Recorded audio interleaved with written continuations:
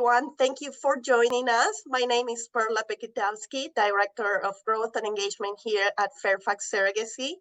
And we're here today with our guest, Andrew Vorzimer, reproductive attorney in California.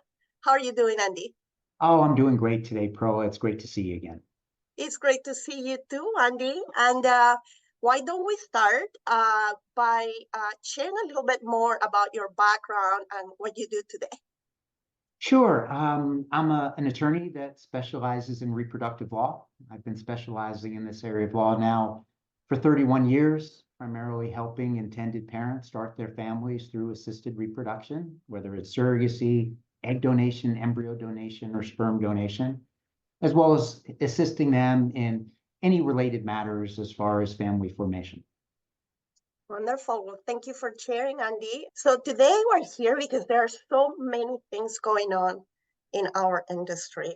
And we specifically want to talk about the Alabama ruling. And we wanted to learn more and share with everybody watching us today. No, I'm happy to share with you not only the underlying decision, but the dramatic ramifications it will have in this industry. As you may know, the Alabama legislature has sort of stepped in after the Supreme Court decision to provide retroactive immunity to IVF clinics and patients that undergo IVF. So for a short window of time, some of the IVF clinics shut down because of uncertainty. Thankfully, the legislative side of it has stepped in, and those clinics have resumed moving forward with IVF procedures, but there's still long-term implications, still a lot of uncertainty in Alabama. And we're seeing other states now stepping into this void and starting to pass or at least propose fetal personhood bills, which could potentially shut down IVF as we know it in those states, in addition to broader ramifications as well. So what is that? What is the fetal personhood bill? So essentially, fetal personhood bills extend protections to a fertilized egg, as well as embryos, zygotes. And what essentially it says is once we have a fertilized egg, that egg is considered a person, much like you or I would be. And as a result, those embryos or even fertilized eggs have rights. And those rights come with potential penalties as well. So rights could include the fetuses have a right to support, child support, because they're considered a life and being. There's liability, whether it's to an IVF provider who potentially mishandles an embryo, or if a pregnancy is not achieved, potentially they could be exposed to liability. An intended mother who's carrying a baby, a fertility patient who's carrying a baby, if she engages in any activity which causes the loss of her pregnancy, she could be liable for civil or criminal exposure as well. If a pregnant woman's in a car accident, as an example, the driver of the other vehicle could be sued for wrongful death, not if in fact that, and we probably should restart this one. But what I was trying to, let me restart that. If a pregnant woman is in a car accident, the driver of the other vehicle could be liable both civilly and or criminally if she loses the pregnancy. Anyone who becomes pregnant, that fetus then has claims against the other parent for child support. So the ramifications of this is dramatic as far as civil and criminal exposure goes. But even more disconcerting is that it will effectively end IVF as we know it. As you well know, anytime we do an IVF cycle, the reproductive endocrinologist is going to hyperstimulate the intended mom's ovaries to create as many eggs as possible. During a typical menstrual cycle, the ovaries will produce one egg. But the cost of IVF, which as you know, can run $30,000 to $40,000 a cycle, if we could only produce a single egg, we don't know if that egg will fertilize, reach blastocyst stage, be able to be implanted, and lead to a live birth. So without the ability to hyperstimulate eggs and produce 15, 20, 25 eggs during an IVF cycle, women will have to undergo multiple IVF procedures to create enough embryos in order to have a child. And that's going to be cost prohibitive and eliminate many couples that are struggling with infertility who simply will not be able to afford the cost of IVF. Well, that is a lot, right? A lot to take in. And that also brings me to the question of what to do with those frozen embryos that we have from prior cycles in Alabama. Some couples may have some frozen embryos that they have not used yet.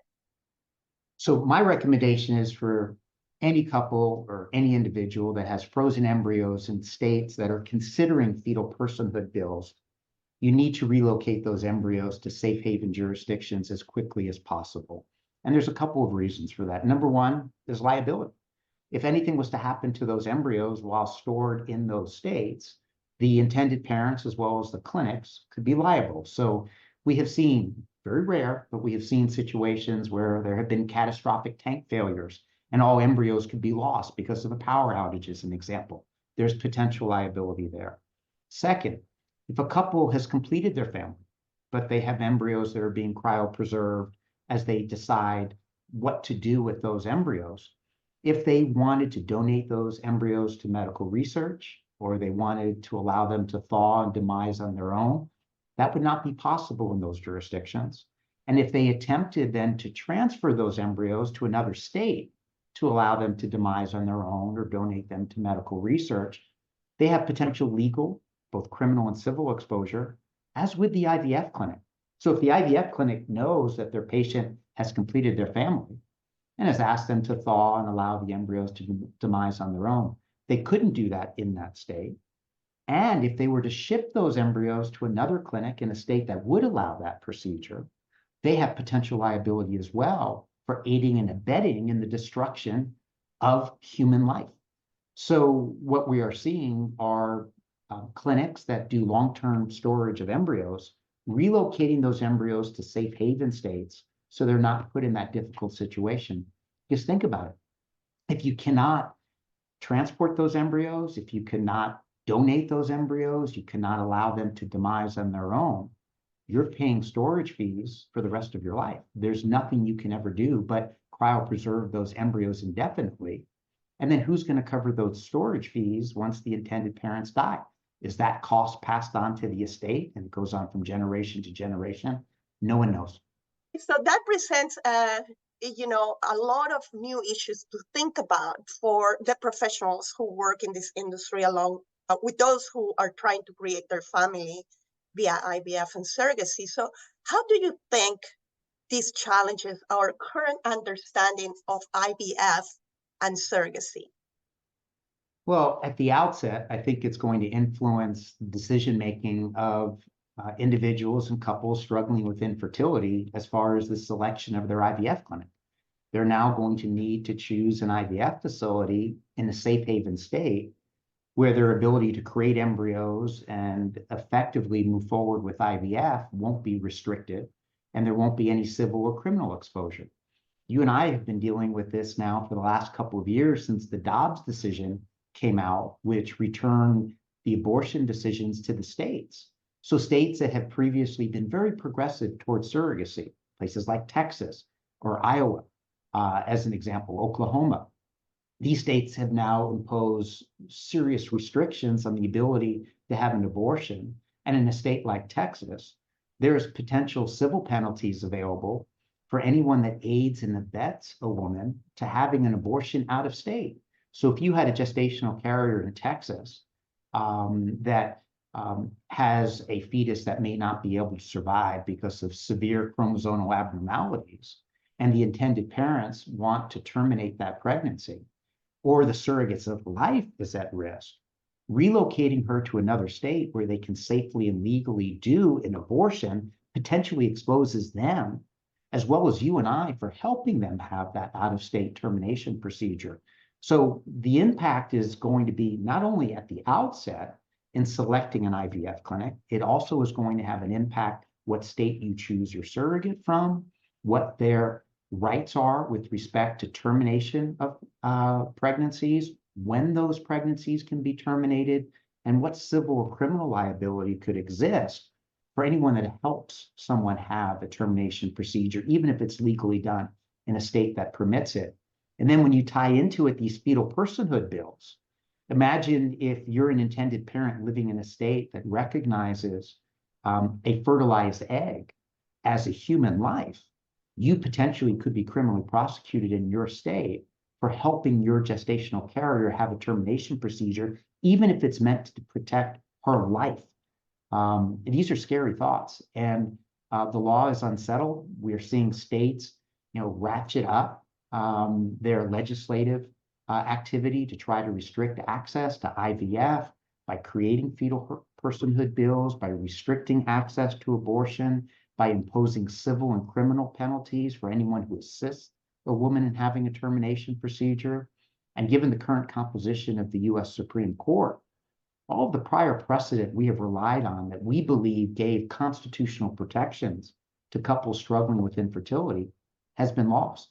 So we're now encouraging our clients to focus on those states that have enshrined constitutional protections into their own state constitution so that they can feel confident moving forward and not be concerned about any kind of exposure or liability, whether they're moving forward with IVF, gestational surrogacy, even egg donation. There are states like Louisiana that have had fetal personhood bills in place for decades. And why you can't even do egg donation in a state like Louisiana, because just the freezing of an embryo could be considered criminal battery. So instead of moving forward, we're going backwards with reproductive rights. Sadly, Perla, I think this may be the first generation where you and I will be passing down less rights to our children than our parents gave to us. It's the only generation in recent memory where there will be fewer rights for them than we had when we were born. I mean, we've rolled back not just reproductive rights, but civil rights, back to the 1950s. And it's a scary time. Now, thankfully, there are jurisdictions that have quickly, passed laws to protect access to these freedoms. And I think one of the only silver linings of that Dobbs decision by the US Supreme Court, where they overturned Roe versus Wade, was they held these rights belong to the states. So sadly, there are going to be a number of states, and particularly conservative jurisdictions, that will roll back these rights and severely limit the ability to do IVF, gestational surrogacy.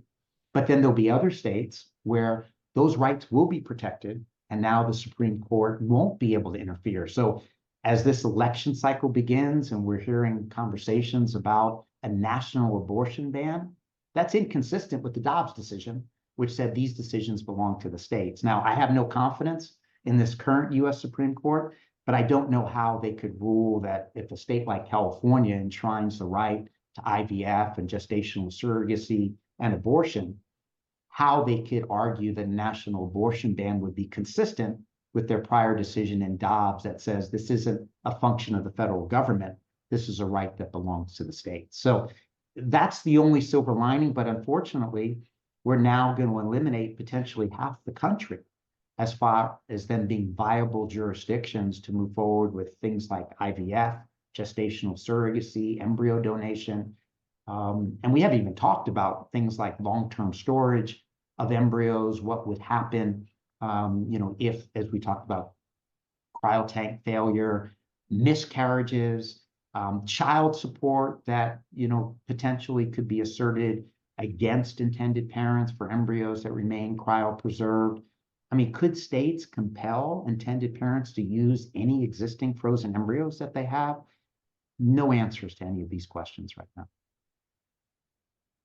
That makes me think about our role as professionals. How do these decisions affect the role of an attorney, the role of a fertility clinic, or a surrogacy agency?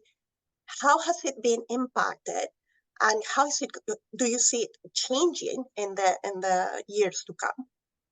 I do see it changing. We've seen an immediate impact. I'll use Texas again as an example. I think both you and I are very cautious now about recommending gestational carriers from Texas, because if we have intended parents and a surrogate that would terminate pregnancies under certain instances, the child cannot survive, the surrogate's life is at risk, anyone that helps that woman have a termination procedure is liable. The intended parents would be liable, potentially under Texas law, for assisting her in having an out-of-state abortion. You as the agency, even if you're just coordinating flight arrangements or making arrangements at the medical facility, would have potential exposure. As the attorney, making any recommendations to assist them in having that termination procedure would expose us to liability. Now, as you know, we have assisted intended parents in undergoing these termination procedures because I'm willing to deal with that challenge, and I think it needs to be confronted head on. And I would love to be sued, whether civilly or criminally, for assisting intended parents in protecting their procreative rights.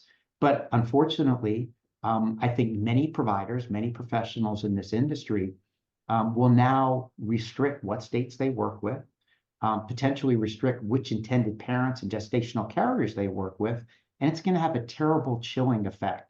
And what's interesting about the Texas law is while the state directly may not come after us, an individual can file an action if they were to learn that a woman had a termination procedure out of state. And so even in a place like Alabama now, where the governor stepped in along with the legislature to protect the rights of IVF clinics, they did not overturn the underlying decision that still holds these embryos are people. So we still can see potential claims in a state like Alabama. All it has done is just grant immunity for IVF. It doesn't change any of the risks and ramifications that we have just spoken about in a state like Alabama. So, if I was an IVF clinic in Alabama, I would be really concerned about moving forward. Now, while I realize I'm protected as far as doing IVF and providing medication to hyperstimulate the ovaries so we can create as many embryos as possible and we can freeze those embryos, there's still liability and exposure if anything was to happen to those embryos in the lab, if the embryos were mishandled, if an embryo is lost during the thaw procedure. Now there's still potential liability. So I think it's going to have a dramatic impact. And one of the secondary impacts that we haven't talked about is insurance. As you know, whether it's a surrogacy agency, a law firm, an IVF clinic, we have insurance in place to protect our clients if we engage in malpractice or something happens, even if it's just through inadvertent negligence, right? How are insurance companies going to rate the risks in these states? Are they going to withdraw error and omission insurance to IVF clinics because they don't want the liability to cover a negligent action where if there's a power failure and the backup generators don't kick in and those embryos are lost, they now have liability. Are insurance companies going to want to insure that risk given the cost? So now one of the other fears I have is that they'll either have to increase their premiums to cover the risks in those states, which will now increase the cost to IVF and make it cost prohibitive to many couples struggling with infertility, or clinics will have to decide that they're not going to purchase insurance because they can't afford the cost of those insurance policies, and then they're going to have to pass that cost along to the infertility patient, further making it difficult for people to move forward and create their families through things like IVF. So I think there's going to be a dramatic impact to this industry, much that has not yet been factored in as we wait for these legal challenges to resolve themselves. But as these legal challenges resolve themselves, more states are stepping into the breach and passing laws that further restrict access to these technologies or make it cost prohibitive to move forward. And going through infertility, it's already so challenging.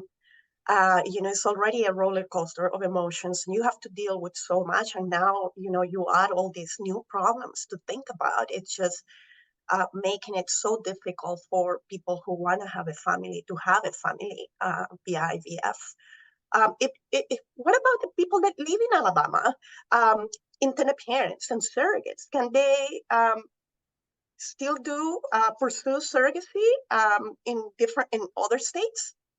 Yes, they can still do that. They're really regulating the behavior within IVF. It's no different than when we work with international intended parents or intended parents from places like Michigan or Louisiana or Nebraska that prohibit or criminalize commercial surrogacy. As long as the behavior itself is not taking place within that jurisdiction, as a general rule, there's not going to be liability. So Intended parents from Alabama, absolutely, they could work with the surrogate, from Maryland or Illinois or California and not be concerned about it.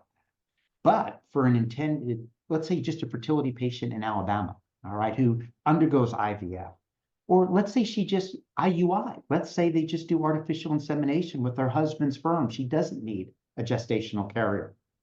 And for whatever reason, she's pregnant and she loses that pregnancy. She potentially is still exposed under Alabama law for that miscarriage. If they were to say it's something she ate, some activity she engaged in, or she was in a car accident, she was the causative factor of that car accident, let's say she ran a yellow light and got broadsided and she loses the pregnancy, she could still be criminally prosecuted for the loss of that pregnancy. Or again, if she just has a miscarriage and someone argues that she should have been home from work, let's say she's a UPS driver and she miscarries as a result of the physical activity of moving packages back and forth. She could be criminally prosecuted still under Alabama law. So it's going to have a tremendous chilling effect, which is ultimately what these far-right legislators and judges want. They want to end IVF as we know it.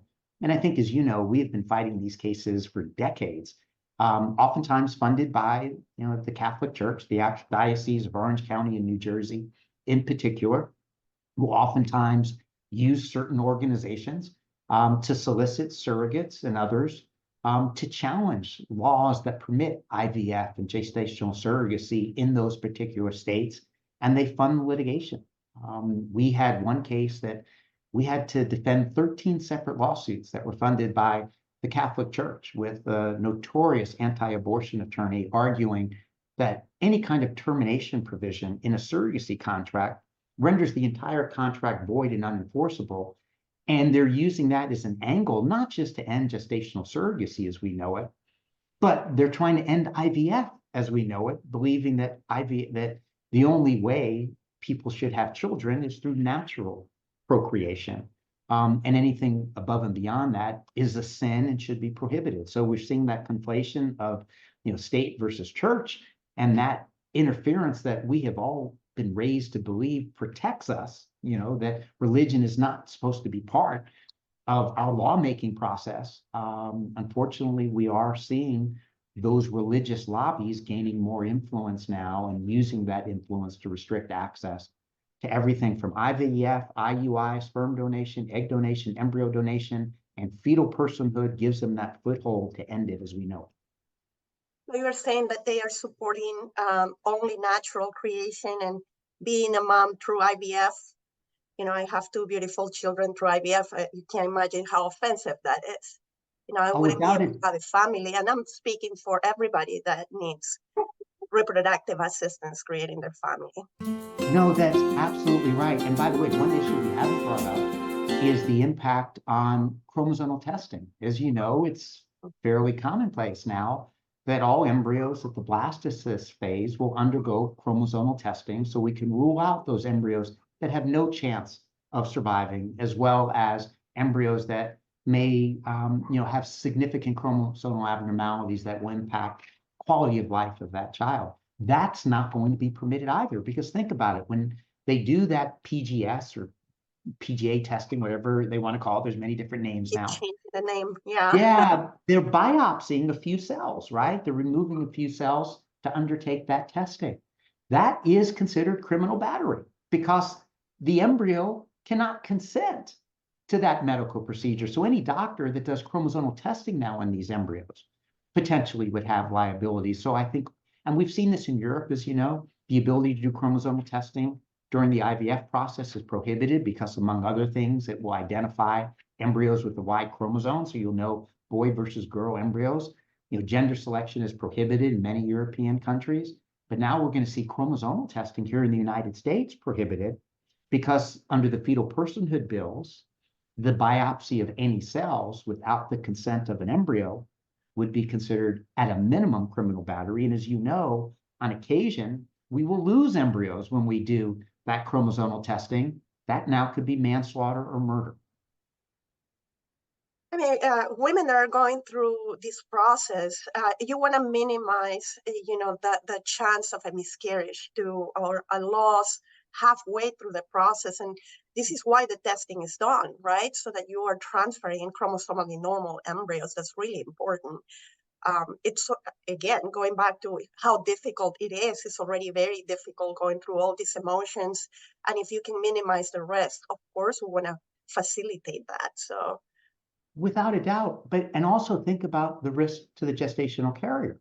She's being asked to undergo all of these medical procedures, taking medication, carrying a baby, and if there's no chance that child can ultimately survive, you're putting that gestational carrier through tremendous hardship and risk as well for no reason. I understand why people want to protect human life, but a fertilized egg is not human life. And all it's going to do, as you know, 1 out of every 6 couples struggles with infertility. We're going to go back to the dark ages where these infertility patients will have no ability to start families. As you also know, the adoption industry has largely dried up. There's just very few children that are available for adoption. So we're going to see far more people now ultimately be childless if these laws are allowed to pass. And given the current composition of this U.S. Supreme Court, any state that passes laws that restrict access, it will likely be upheld by this U.S. Supreme Court until that composition changes and new justices with more of a progressive viewpoint in interpreting the Constitution are appointed.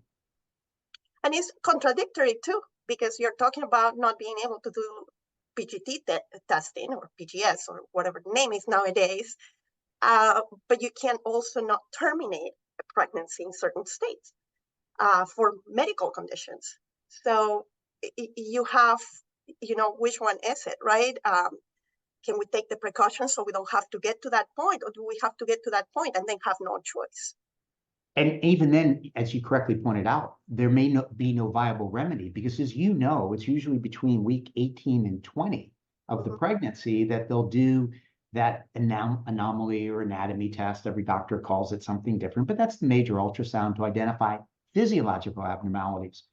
So if you recognize that most of those tests and the results won't come back till after the 18th week of the pregnancy, in about half the country, abortion is prohibited no later than the 16th week of the pregnancy, if not at conception.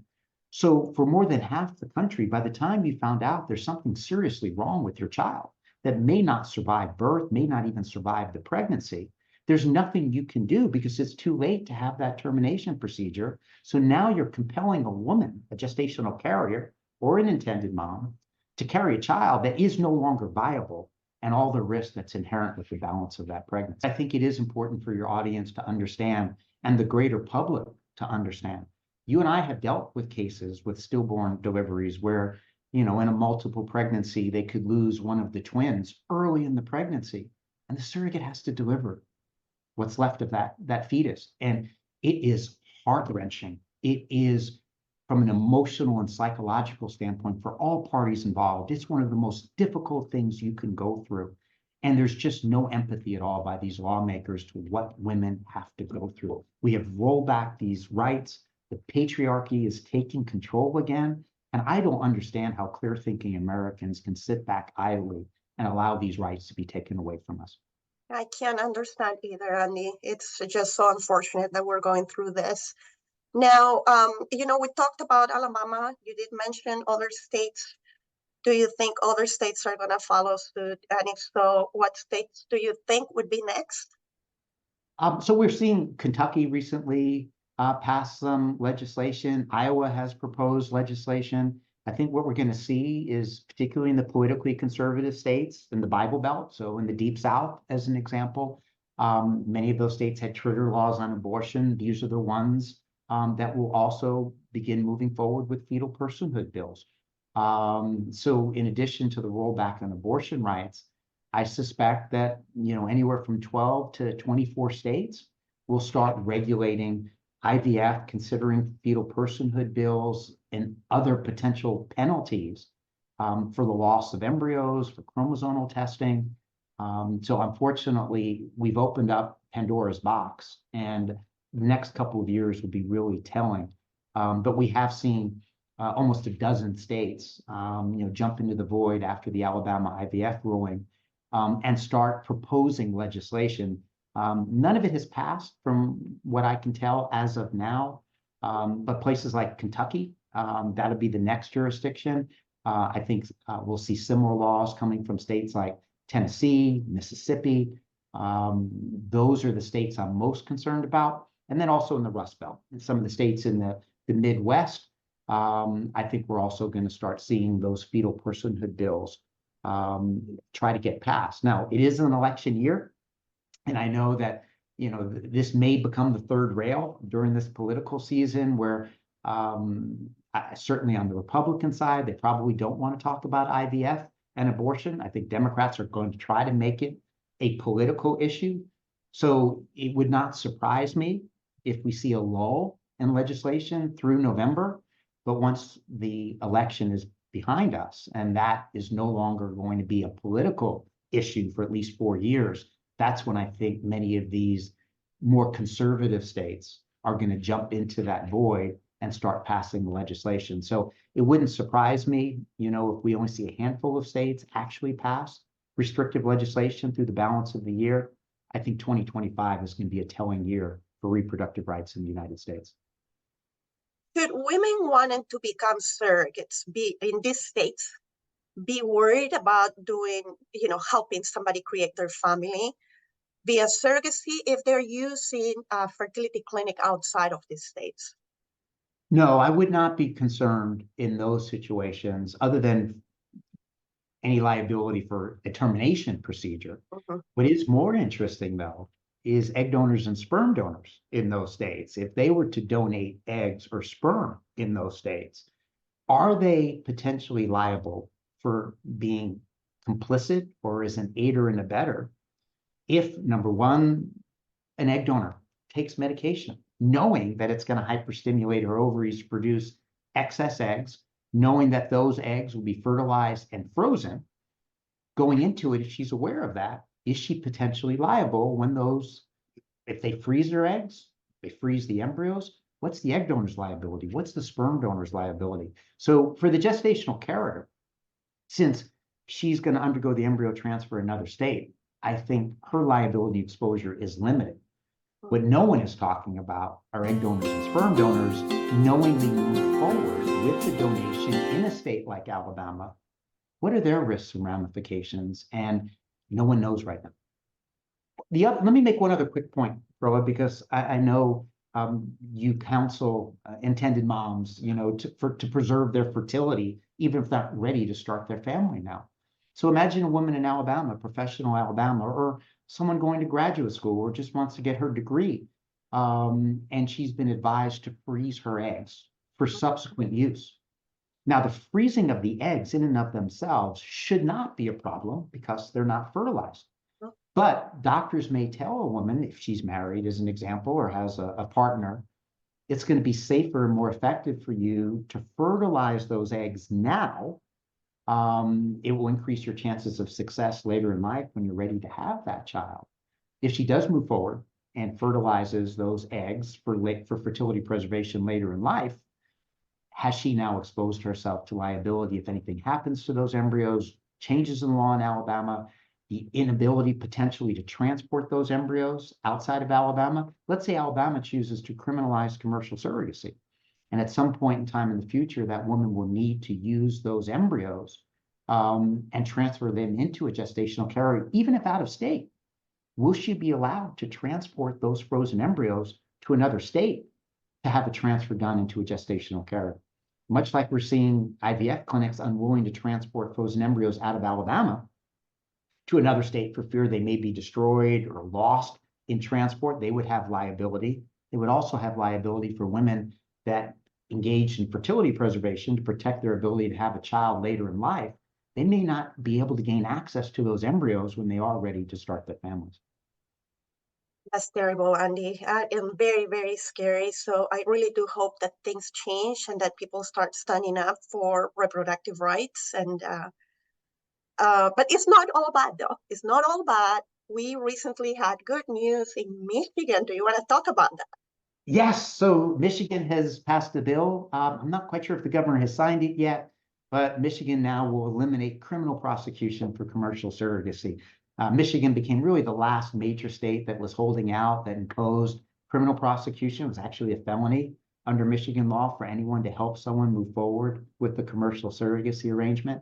Prior to that, New York, as you know, had similar restrictions in place. So now Michigan, finally, our clients in Michigan can move forward with Michigan surrogates and not be forced to work with out-of-state surrogates. And as you know, the closer you possibly can be to your surrogate, the greater the relationship you can have with her, the more active you can be in participating in the pregnancy. So that was a wonderful development. We're really looking forward to finally being able to work in Michigan again.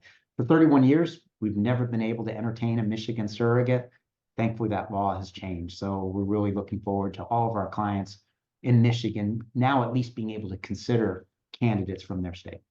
That's wonderful to hear and wonderful to share with everyone, Andy. And what do you think, with all these changes, and what do you think the community can do to support freedom of choice and education in reproductive rights?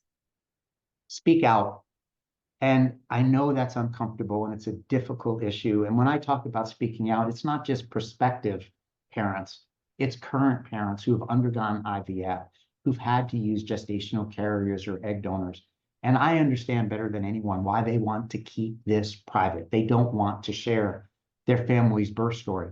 But I think all of us have an obligation to protect the next generation, to make sure they continue to have access. So we need to speak out.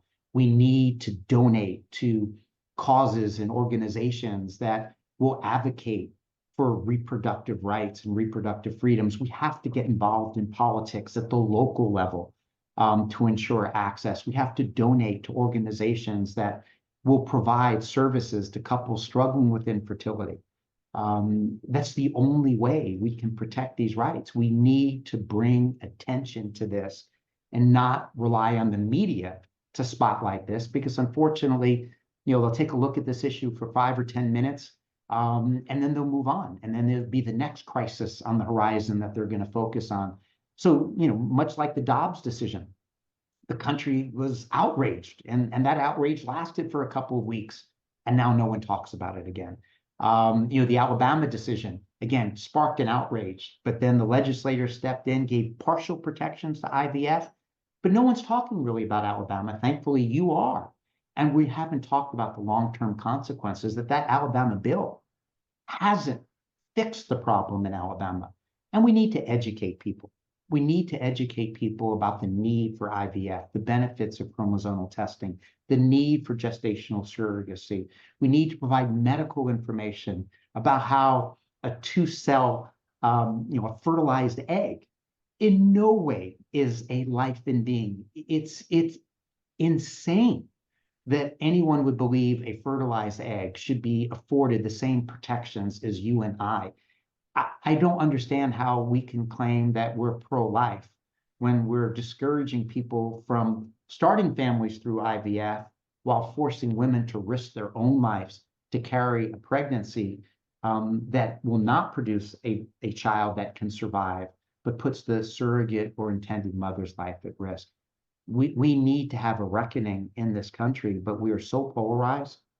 I'm not terribly optimistic. So I do think that we're going to see sort of a stratified country where we're going to have those safe haven states where people can move to or have access to surrogates and donors. And then we're going to have those states where, unfortunately, people struggling with infertility won't have the ability to have families because they cannot afford to move forward with assisted reproduction, whether it's surrogacy, egg donation, embryo donation, sperm donation. And they simply can't afford to travel halfway across the country to take advantage of these technologies.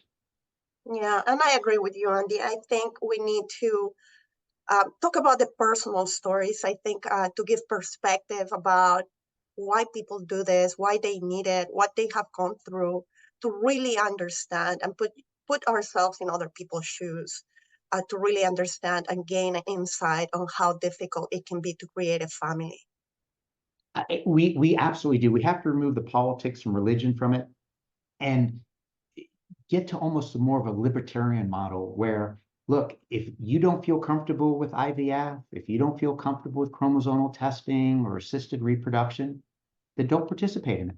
Yeah. But don't stand in the way of someone else that needs it and whose religious beliefs, philosophy, and values are different than yours. They're not hurting you by moving forward with IVF. Leave them alone. Don't regulate what takes place in their bedroom. Don't regulate what takes place in their doctor's office. You do what's best for you and your family. Allow them to do what's best for theirs. And I think that's the safest, cleanest approach. But when people have an agenda, unfortunately, and it is subsidized by organizations who have, endless supply of money, we're going to continue to have to deal with these issues. And one of the other issues we haven't talked about that I am worried about is same-sex parenting. You and I were around back in the day when states restricted access for same-sex couples to be able to do surrogacy, to be able to get married. And as a result of the Dobbs decision, what we're seeing in states like Alabama, I worry that we're going to start seeing laws on the books like we used to have in Florida that effectively prohibited same-sex couples from moving forward with gestational carriers. So it's not just the ability of Americans to have access to this technology. It's actual discrimination that is coming down the pipe that we're going to have to be concerned about. We have to deal with states already that, Utah is an example. If you want to work with a surrogate in Utah, we have to have a married couple. So we could go back to the days where states can roll back same-sex marriage or require there be two intended parents that are both genetically related in order to have access to this technology, which would then impose obstacles for same-sex couples, single individuals, individuals who may have no genetic connection to their child for a variety of reasons through no fault of their own, and now they need an egg donor and sperm donor, but that won't be permitted. So again, we've opened up Pandora's box. We're on a real slippery slope right now. And the next couple of years will be really telling as far as the national landscape goes and to have access to these types of procreative rights. Yeah, Andy, well, we cannot let that happen. No, we can't, Perla. We want to continue supporting those who need help to create their families. And so Fairfax Surrogacy here has launched a new campaign to support and educate people on reproductive rights. We are offering free pins for anybody who wants to show their support. So please go to the link below, visit our website to learn more, but they are all free and just show, wearing them shows your support and your willingness to help educate the public and in this very important cause of making informed decisions. I will probably wear one of those pins and like you will encourage our clients, those that feel comfortable, to share their experiences and to let them know that IVF is not that scary. Show pictures of them, together as a family, and imagine them being without children merely because certain people find that IVF or surrogacy is consistent with their own religious beliefs or values. And I think, unfortunately, that's what it's going to take. Thankfully, we have seen a lot of outrage as a result of the Dobbs decision, certainly from the Alabama decision. And we really need to get politicians that want to ensure access to these technologies are constantly talking about these issues, constantly showing these images of families through IVF. And the other final point I would make is we need to end the hypocrisy in politics. You and I both know plenty of politicians that have done IVF, that have worked with commercial surrogates, but are out there pounding the drum saying, no one should have access to IVF, no one should have access to commercial surrogacy, but their parents or grandparents only because their children or themselves had access to that technology, and they will not talk about it because we put all these privacy protections in place to make sure that no one will know that they move forward on an IVF or surrogacy journey, yet they're the loudest opponents of assisted reproduction. That hypocrisy needs to end in politics. These people need to be exposed. That is so true, Andy. I want to ask the audience with children, out there, how would you feel if you didn't have the family that you have today? I cannot imagine not having the kids in my life, in our life, and that they are here because of IVF treatment. So I cannot imagine somebody wanting to have a child and not be able to achieve that dream. Please help them. Please help them have what you have. Bring that happiness into their lives. And with that, Andy, I want to close. I want to thank you for sharing all your knowledge, your expertise. And for the ones that don't know Andy, beyond the attorney, what you do every day, who are you as a person? You want to share a little bit so everybody knows? Oh, thank you, Pro. Look, I'm a father, and that's how I define myself. My life is revolves around my family. And it is the reason I got into this field. I shared this story with you. I was a civil litigator before I began specializing in reproductive law, and my daughter was born, and it changed my life. And I couldn't imagine other people going home and not being greeted by their child. I remember, my oldest, as soon as I came home, she would scream, "Daddy's home, Daddy's home." And the joy and fulfillment that gave me had such a profound impact on my life that, one day I walked into my partner's office, Dean's office, and I said to him, "I want to help other people start their families, and I want to get out of doing litigation." At the time, I think we had 15 litigation associates that were working on my cases. And he thought I was absolutely crazy to embark upon a field that very few people knew about, no states had legislation on.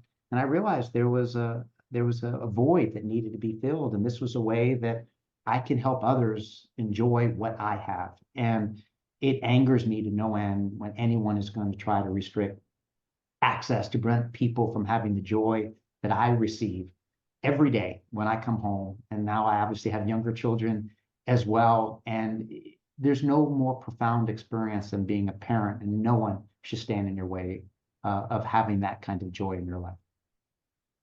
You couldn't have said it better, Andy. It's completely agree. And thank you. Thank you for your time. And as always, such a pleasure to talk to you.